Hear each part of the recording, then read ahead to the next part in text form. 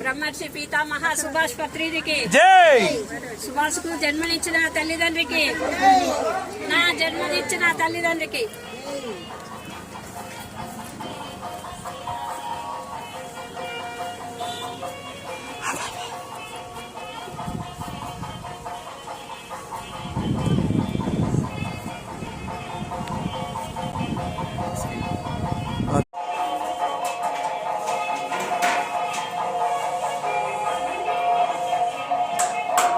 Sakar